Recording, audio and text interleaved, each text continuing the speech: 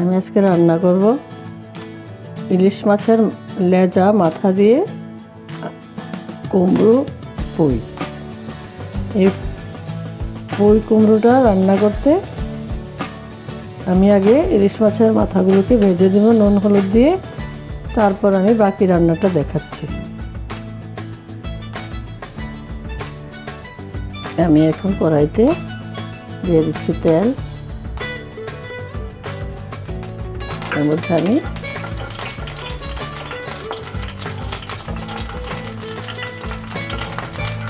নুন হলুদ মাখিয়ে রাখা ইলিশ মাছের মাথা আর লেজটা ভেজে নিচ্ছি।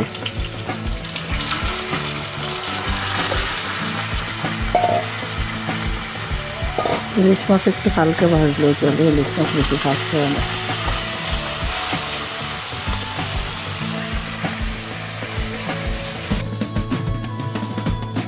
এখন আমি মাছ ভাজাগুলি তুলে নিয়েছি, আর এটাতে সামান্য একটুখানি তেল আছে। এর মধ্যে আমি কুমড়োগুলো দিয়ে একটু ভেজে নেব।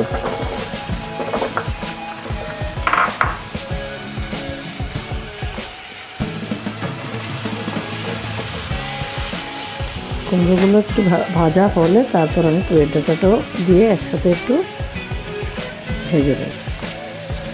কুমড়োটা একটু সময় নেড়ে চেড়ে দিয়ে তারপর এর মধ্যে দিয়ে দিচ্ছি পুঁইয়ের ডাঁটাগুলো, একদম কুচি পুঁইয়ের ডাঁটা।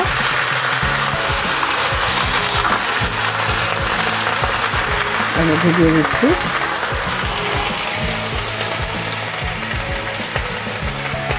আধা কত নুনটা দিয়ে দিচ্ছি আমি, আর সামান্য হলদি পাউডার। এটা দিয়ে আমি একটু হাফ চামচ এর মতো দিয়ে দিচ্ছি আমি হলদি পাউডার। এখন আমি এটা একটু ভালোভাবে মিশিয়ে ঢেকে দেবো। এটা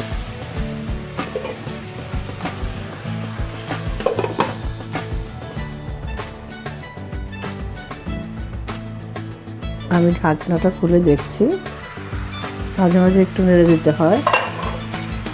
এটা হাফ হয়ে এসছে। এখন আমি এর মধ্যে দিয়ে দেব কিছু পাতা, আলাদা করে রাখা ছিল পুঁই পাতা, সামান্য কিছু পুঁই পাতা দিয়ে দেব, বেশি দেব না। এবার আবার একটু ঢেকে দেব।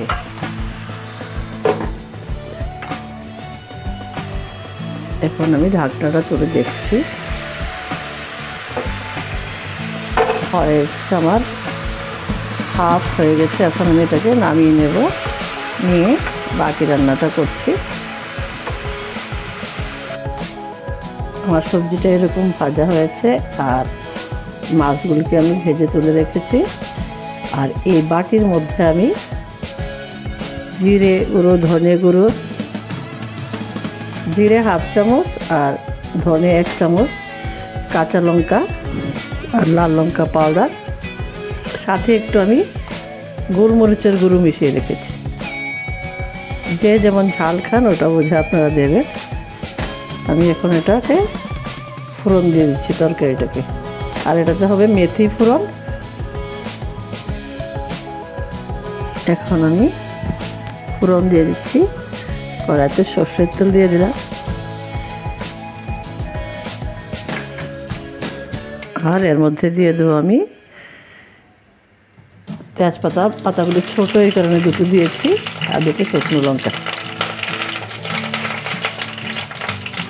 এর মধ্যে আমি দিয়ে দেব হাফ চামচ মতো, হাফ চামচের সাথে একটু কম মেথি দিয়ে দেব। এটা মেথি ফোড়ন হবে, এই কারণে আমি শুরুতে ফোড়নটা দিইনি। শুরুতে ফোড়ন দিয়ে দিলে মেথিটা ফুলে ফুলে একদম কীরকম হয়ে যায়, এই কারণে আগে আমি তরকারিটাকে আমি একটু ভেজে নিয়েছি। এখন আমার মেথি হয়ে গেছে, মেথি অল্প সময় হয়ে যায়, আর মিলানো আমার মশলাটা আমি দিয়ে দিচ্ছি।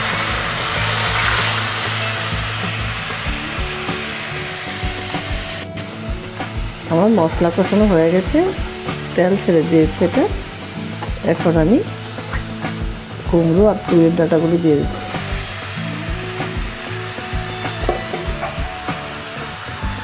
আধা চা চামচ মিশিয়ে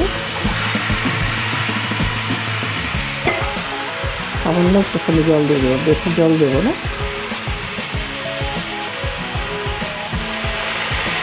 বাস, এটা তরকারিটা রান্না করতে করতে এই জলটা কমে যাবে।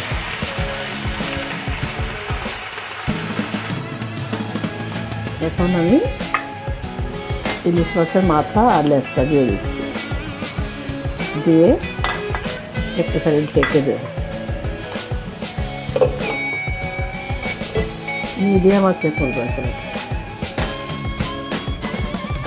আমি ঢাকাটা খুলে দেখবো এখন কি অবস্থা।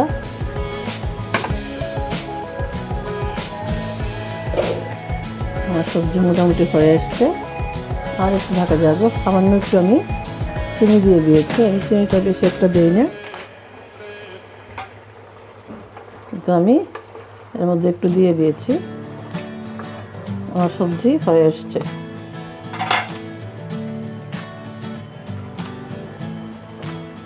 এখন আমার সবজি নামানোর সময় হয়ে গেছে, আমি এটাকে একটা বাটিতে নামিয়ে নিচ্ছি। তৈরি হয়ে গেছে আমার ইলিশ মাছের মাথা দিয়ে পুঁই কুমড়ো। আপনারা এভাবে বানিয়ে খেয়ে দেখবেন।